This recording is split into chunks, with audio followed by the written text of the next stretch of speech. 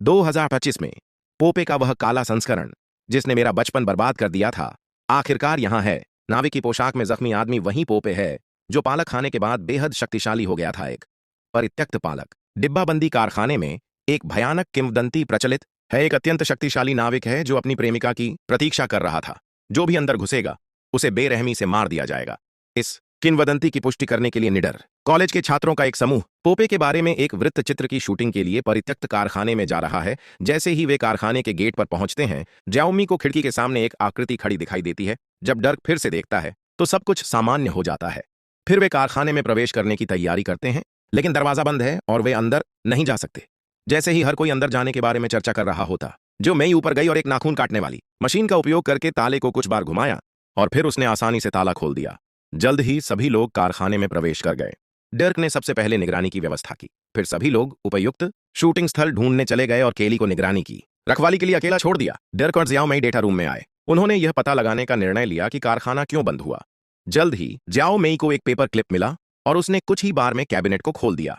जानकारी देखने के बाद उन्हें फैक्ट्री बंद होने का असली कारण पता चला कि 20 साल पहले फैक्ट्री ने लागत बचाने के लिए दूषित पालक का इस्तेमाल किया था। लंबे समय तक उपयोग से मानव शरीर को मानसिक क्षति हो सकती है और यहां तक कि उत्परिवर्तन भी हो सकता है। उस समय कारखाने का मालिक बहुत शक्तिशाली था और उसने मामले की सच्चाई छुपाई।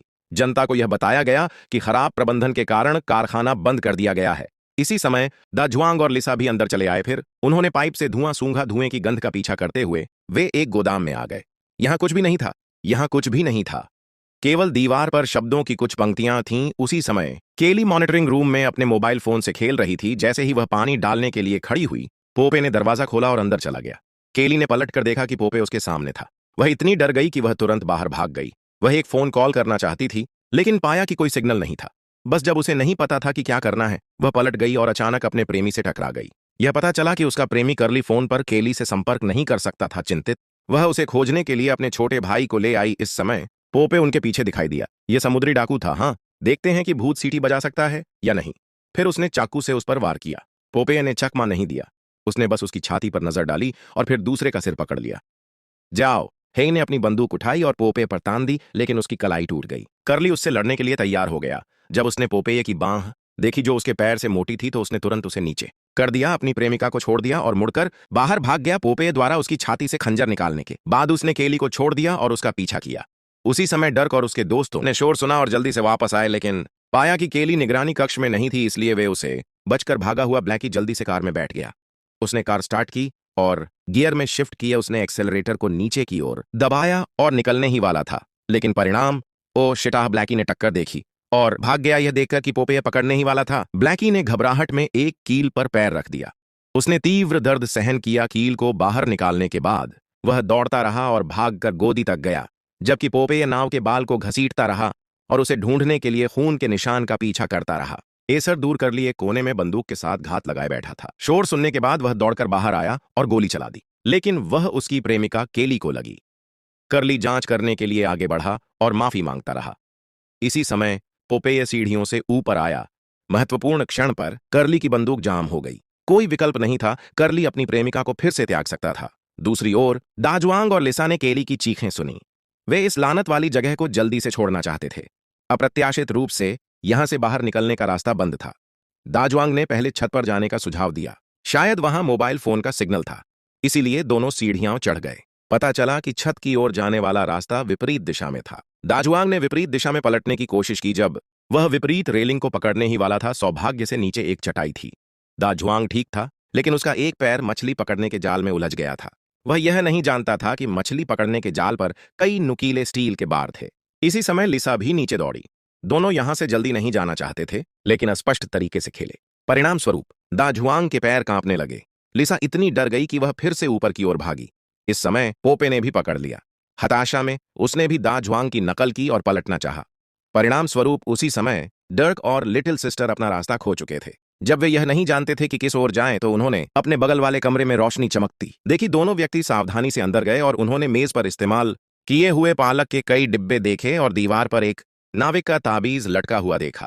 ऐसा लगता था कि पोपे यहीं रहता था। फिर दाजुआंग को कुछ और तस्वीरें मिलीं। वे स्पष्टतः पोपे की पुरानी तस्वीरें थीं। उनके बगल में उनकी पत्नी और बेटी की भी तस्वीर थी। इसके बाद उन्हें एक पुराना अखबार और एक कार्य पहचान पत्र मिला। पता चला कि पोपेय की पत्नी पहले भी यहाँ काम कर चुकी थी।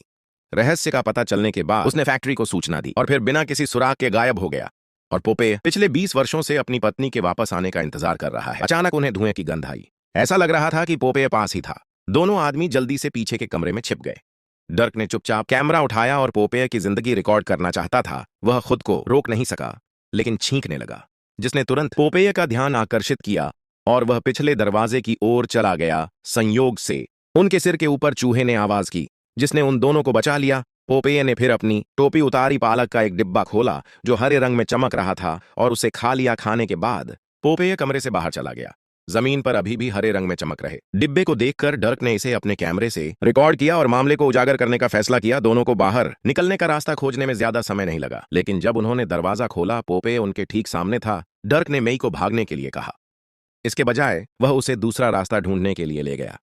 इस समय पोपेय फिर से प्रकट हुआ। श्याओमी आगे बढ़ा और बोला। कर्ली, जिसने बंदूक की मरम्मत की थी, गुस्से से बाहर भागा। इस बार वह अपनी प्रेमिका का बदला लेना चाहता था। अपने पिता के बारे में चिंतित थी और कर्ली को रोकने के लिए आगे बढ़ी। कर्ली, जिसके हाथ में बंदूक थी, अब पागल हो गया था और उसने श्याओमी को धक्का दे दिया और कहा कि अगर किसी ने उसे फिर से रोकने की हिम्मत की तो वह उसे गोली मार देगा। इस समय पोपेय भागा जब वह कर्ली को मारने ही वाला था। श्याओमी ने उसे रोक दिया और उससे कहा कि अब दूषित पालक न खाए, फिर हम साथ मिलकर अपनी मां को ढूंढने चलेंगे। अचानक बेईमान कर्ली ने पीछे से पोपेय पर हमला किया। इससे पोपेय पूरी तरह से क्रोधित हो गया। उसने श्याओमी और दूसरे आदमी को वहां से चले जाने को कहा और फिर जबरदस्ती पोपेय का हाथ खींच लिया। जब वे दोनों फैक्ट्री से बाहर निकले तो उनकी मुलाकात केली से हुई, लेकिन पूरे कारखाने की तलाशी लेने के बाद उन्हें पोपेय का कोई सुराग नहीं मिला। लेकिन श्याओमी जानती थी कि पोपेय हमेशा उसकी रक्षा के लिए यहां रहेगा, जब तक कि उसका